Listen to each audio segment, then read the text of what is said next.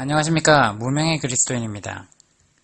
오늘은 말씀을 도적질하는 자들이라는 주제로 나누어 보고자 합니다. 우리가 일상 교회에 가서 목사님의 말씀을 들을 때, 저 거룩하신 하나님이 선택하신 주의 종이 나에게 말씀을 전하기 위해서 선택받고 기름 붓고 기름 부음 받아서 저렇게 있는 성직자구나. 저 성직자가 전해주는 말씀은 곧 하나님의 말씀이다. 라는 식의 어설픈 잘못된 관점이 우리 기독교인들에게 너무나 많이 팽배해 있습니다. 물론 정말 하나님의 말씀을 정확하게 주님의 백성들에게 전달하기 위하여 하시는 분들이 있습니다. 다 그렇다는 것이 아닙니다. 하지만 우리가 흔히 알고 있는 말씀의 뜻이 문맥적으로 정말 그것이 그 의미인지 살펴보지 않은 채 어떠한 주제를 놓고 말씀을 여기저기 짜집기 해서 문맥상의 그 뜻이 아닌데도 불구하고 그 말씀을 가져다가 자기가 이야기하고자 하는 주제를 뒷받침하는 구절로 성경 말씀을 하면 이것은 말씀을 도적질하는 것입니다. 만약 누군가가 친구한테 대화를 하는데 중간에 들어와서 살짝 그 사람의 일부분의 이야기를 듣고 다시 나가서 어머, 제가 저런 얘기를 했어 라고 한다 그러면 그 자리에서 처음부터 끝까지 어떤 상황에서 그 얘기가 됐는지도 알지 못한 채 오해하기 쉽다는 것입니다. 자, 그것처럼 이러한 설교를 가져다 찍어 붙이기식의 설교라고 한번 일컬어 보겠습니다. 이 정도로 말씀 왜곡은 강단 바로 아래에 있는 사람들을 곧 성도들을 어지럽게 할 뿐만 아니라 믿지 않는 자들까지 교회를 이상하게 바라보게 만드는 무서운 결과를 낳습니다.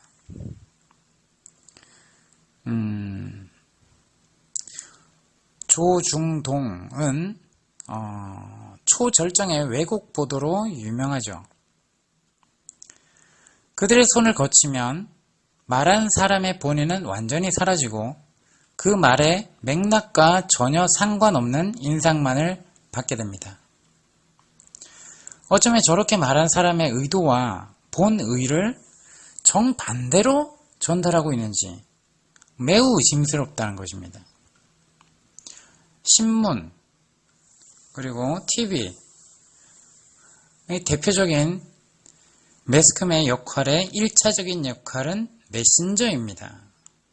그리고 그 과정 가운데서 자신이 커뮤니케이션의 도구 역할을 하기 위하여 논조를 가질 수 있습니다. 그렇기에 신문과 TV는 메신저이기 때문에 메시지 자체를 가공해서는 안 됩니다.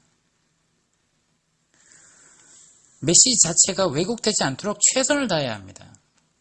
하지만 오늘날 TV와 신문의 수많은 기사들 그리고 언론에 방영되는 그러한 메시지들을 보면 너무 현실과는 동떨어진 어떠한 의도를 가지고 국민들을 속이기 위해서 하는 부분이 너무 만연해 있기 때문에 무엇이 진실인지 무엇이 가짜인지 구별하지 못하도록, 그래서 아예 관심도 가지지 못하도록 아는 자를 혼란스럽게 하고 모르는 자는 더 모르게 하는 그러한 의도로 이용당하고 있다는 것입니다. 그럼 하나님의 말씀은 안 그럴지 한번 살펴봅시다. 메시지를 온전히 지켜내면서 화자가 이런 생각을 갖고 있는데 이것이 좋다거나 나쁘다는 이야기를 해야 합니다. 그래야 올바른 커뮤니케이션이 일어나고 조정이 가능합니다. 이러한 측면에서 메시지 자체를 가공하여서 왜곡 보도하는 일에 있는 언론들은 나쁜 신문이며 나쁜 언론입니다. 정상적인 커뮤니케이션을 방해하고 있는 사회의 악이라는 것이죠. 하지만 그것들을 맹신하는 경우가 너무나 많습니다. 그러면 하나님의 말씀을 전하는 자들로부터 맹신하는 그러한 성도들은 무조건 그것들이 아멘으로 보여진다는 것입니다.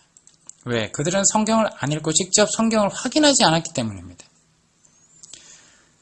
그들은 메신저가 아니라 사기꾼입니다. 다시 한번 그들의 논조 때문에 비난하는 것이 아님을 강조합니다.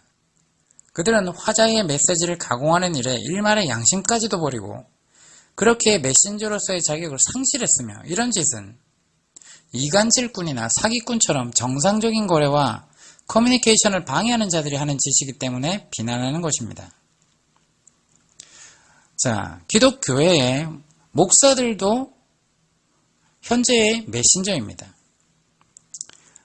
하나님의 말씀을 전달하는 일을 맡고 있습니다. 이렇게 성직자 평신도 구분을 해서는 안 되지만 모든 성도들이 말씀을 맡은 자고 메신저가 되어도록 성장돼야 합니다.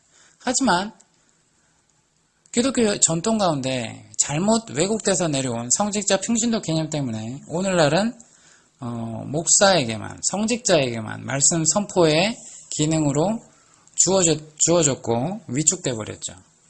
그래서 평신도라고 일컫는 잘못된 용어로 인해서 성도들이 갇혀버리고 자신이 그 말씀 전파자의 사명을 받은 줄도 모르고 있습니다.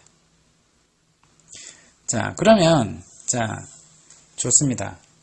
일단 한 수 접어 들어가서 목사는 하나님의 메시지를 어디서 받습니까? 하나님과 직접적인 소통을 통해서 받습니까? 이렇게 주장한다면 성경 이외에 다른 신의 메시지를 받는다고 하면 그는 무조건 이단입니다. 아무리 큰 교회 목회자라도 마찬가지입니다. 성경의 메시지가 분명히 나와 있음에도 불구하고 그 메시지를 왜곡시킨다고 하면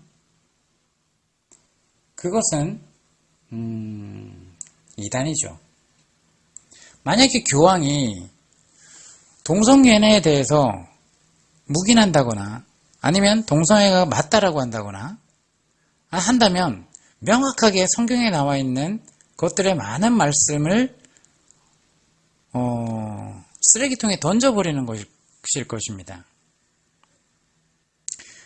그래서 우리가 성경을 직접 알지 못하면 말씀을 선포하는 자들에게 속기가 굉장히 좋고 이렇게 성도들이 성경에 대해서 무지할수록 사탄은 교회 공동체와 성도들을 속이기 너무 좋은 구조로 가고 있는 것입니다.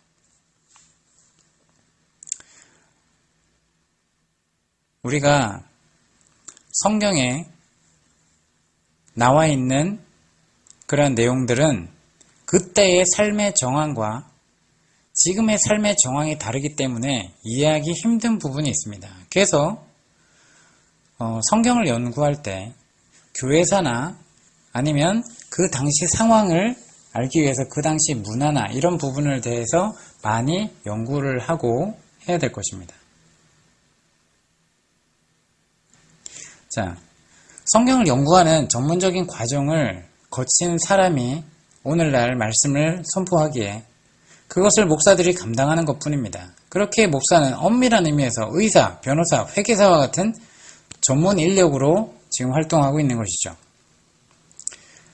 그러므로 목사는 성경을 이해하고 해석하고 선포하는 일 이외에는 다른 측면에서는 결코 우월하지 않다고 볼 수 있습니다.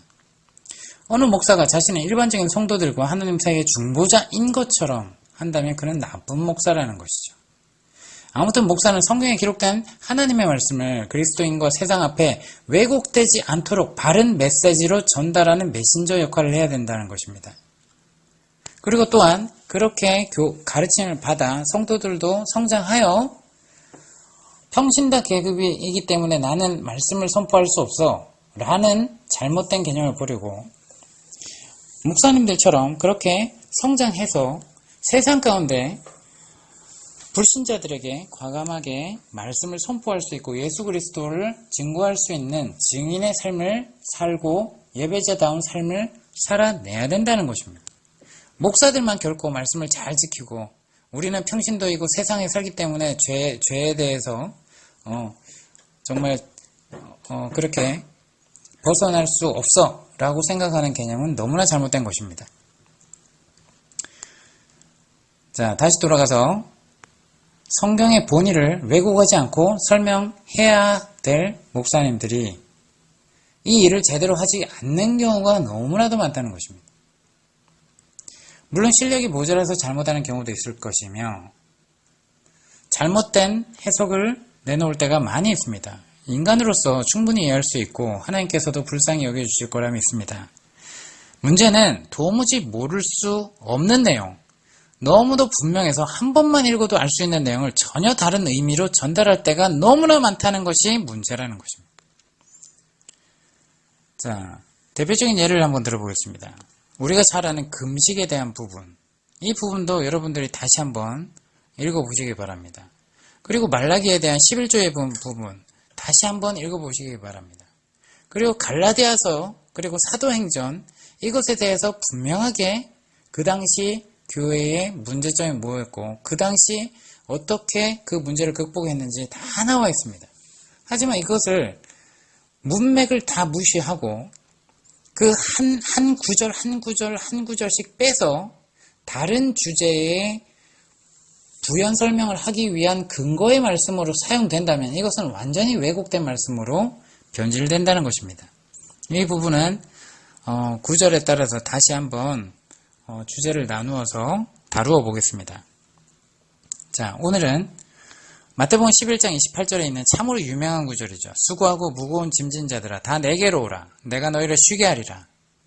자, 이 구절을 읽으면 예수님께서 커다란 대형 트럭이 되셔서 우리의 모든 짐을 예수님께 내려놓으면 예수님께서 대신 짊어져 주실 것이고 그래서 우리의 현실적인 모든 문제가 해결되고 우리는 기쁜 마음과 가벼운 몸으로 즐거이 노래를 부르는 인생을 살게 될 것이라고 생각하게 만듭니다. 그리고 실제로 많은 교회와 목사들이 이 본문을 이런 식으로 해석하면서 설교를 하거나 전도를 하고 있습니다. 그러나 그런 설교는 예수님께서 이 말씀을 하신 의도와는 완전히 반대되는 것입니다. 어떻게 확정해서 말할 수 있느냐? 어렵지 않습니다. 이 구절의 문맥을 보면 누구라도 다 알 수 있습니다. 마태복음 11장 28절에서 30절까지 보겠습니다.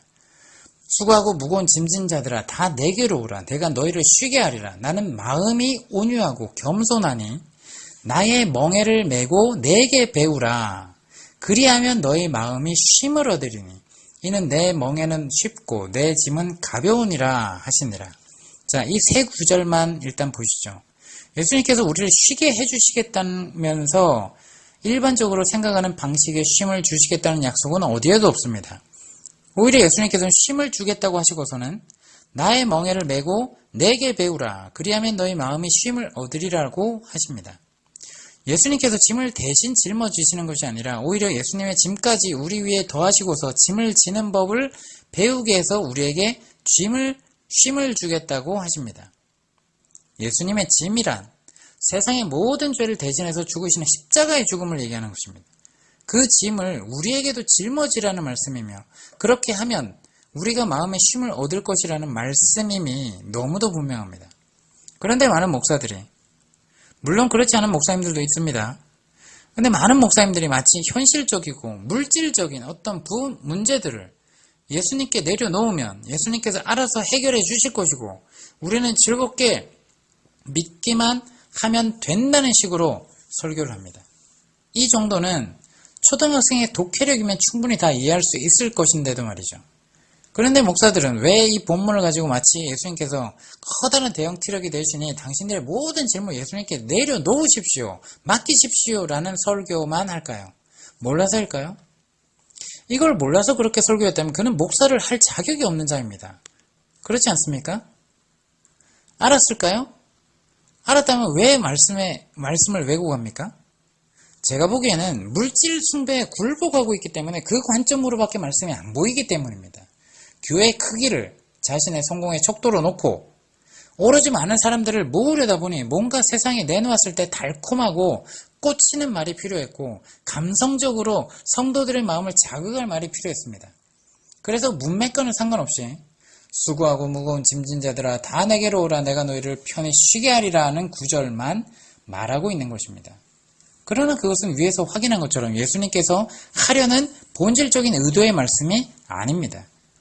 목사가 메신저로서 예수님의 말씀을 전달하는 일을 제대로 수행하지 않고 메시지를 가공해서 자신이 전달하고자 하는 메시지를 만들어서 그것이 마치 예수님의 메시지인 것처럼 하고 있다는 거죠. 이것은 거짓 선지자요, 나쁜 메신저이며 이간질꾼이며 사기꾼이고 도둑질입니다. 자, 이런 예는 하나둘이 아닙니다. 자, 그래서 여러분들이 직접 성경을 읽으시라는 것입니다. 유명하게 쓰이는 거의 대부분의 구절들이 성경의 원래 의도, 본의, 예수님의 원래 의도와는 완전히 반대로 쓰이고 있다는 것을 명확하게 알게 될 것입니다. 여러분께서 많이 들으셨을 법한 구절 하나만 더 간단히 이야기해 보겠습니다. 내게 능력 주시는 자 안에서 내가 모든 것을 할 수 있느니라. 마치 이 구절을 읽으면 마치 하나님께서 능력을 주셔서 어떤 것이든지 할 수 있을 것이라는 말씀처럼 생각할 수 있습니다. 그리고 많은 기독교인들이 모든 이 단어에 자기가 하고 싶은 것을 대입시켜서 기도하기도 합니다. 그러나 본문은 전혀 그런 뜻이 아닙니다. 이 본문은 빌립보서 4장 13절이죠. 그런데 바로 위에 이런 말씀이 있습니다. 내가 비천에 처할 줄도 알고 풍부에 처할 줄도 알아 모든 일에 배부르며 배고픔과 풍부와 궁핍에도 일체의 비결을 배워노라. 내게 능력 주시는 자 안에서 내가 모든 것을 할 수 있느니라. 이 상황에서 사도 바울은 지금 감옥에 갇혀 있습니다. 그래서 감옥으로 위로하러 온 사람들에게 이 편지를 보내고 있는 것입니다. 즉 사도 바울 자신은 어려움에 처한 상황이라고 해서 좌절하여서 할 일을 못하지 않고 열심히 할 일을 다 하고 있으니 걱정하지 말라는 말씀입니다. 여기서 모든 것이란 복음 전도의 사명을 얘기하는 것입니다. 일반적인 기대와는 완전히 다릅니다. 그런데 이것도 많은 목사들에 의해서 왜곡되고 있습니다. 초등학생의 독해 실력이라면 두 구절만 읽어봐도 원래는 전체를 다 읽어야 이것이 이렇구나라고 상황이 정확하게 이해되겠지만 위에 그 두 구절만 읽어도 본문의 내용이 일반적인 기대와는 완전히 다르다는 것을 충분히 알 수 있습니다. 그런데 왜 이렇게 왜곡하고 있을까요? 정말 몰라서 그렇다고 하면 정말 창피한 것입니다. 어떤 의도가 있다고 봐야 할 것입니다. 이처럼 많은 목사님들이 왜곡을 하고 있습니다. 가장 순결해야 하는 목사들이 자신들의 목적을 위해서 예수님의 말씀까지도 왜곡하고 있습니다. 구약의 하나님 말씀까지도 왜곡하고 있습니다. 그러면서도 별로 양심의 가책을 느끼지 못하고 있으며 자신만만하게 큰 소리로 강대상에서 선포한다고 하며 성도들에게 아멘을 강요합니다. 그리 잘못된 일이라고 여기지도 않습니다. 이런 식의 해석과 설교가 만연해 있기 때문입니다. 여러분, 어떤 기독교인들이라는 사람들과 이야기하다 보면 정말 말이 안 통한다는 느낌을 받으실 것입니다. 저도 그런 사람들과는 도무지 말이 통하지 않습니다. 그 이유가 바로 이것입니다. 이런 목사님들의 황당한 해석들이 그냥 교회에만 영향을 미치고 말았을 것인가? 저는 그렇지 않다고 봅니다. 성경에 대한 이런 식의 접근을 당연시하는 분위기가 결국 교인들의 억지 주장을 일반적인 것으로 만들었고 이런 것이 사회적인 분위기에 녹아지게 될 수밖에 없고 결국 무수히 많은 언론들이 메시지를 가공하면서도 양심의 가책을 느끼지 않을 수 있도록 만든 것일 수 있습니다. 다시 한번 강조합니다. 말씀을 전한 자는 메시지를 가공하면 안 됩니다. 최대한 이 본문이 이야기하는 의도가 무엇인지를 최대한 살려서 올바르게 전달해야 합니다. 그래서 화자가 보고 그래, 맞아. 내가 한 말이 이 말이었어 라고 인정할 수 있도록 전달해야 되는 것 아닙니까? 자, 메시지 자체를 가공하는 것은 정말 심각한 악이며 죄악이고 도적질합니다. 하나님의 말씀을 도적질하는 것들은 멈추어야 하며 만약 그렇게 이해하고 있었다면 바로 잡아야 할 것입니다. 이것들이 여전히 유지가 되는 이유가 무엇입니까? 성도들도 이 죄에서 벗어날 수 없습니다. 그것에 본인들도 아멘했고 저 역시도 이것을 성경을 직접 읽고 깊이 깨닫고 공부하면서 알게 되기까지는, 기도하며 성령님께서 깨닫게 해주시기 전까지는 저도 역시 아멘 하였고 그렇게 의미를 알았기 때문입니다.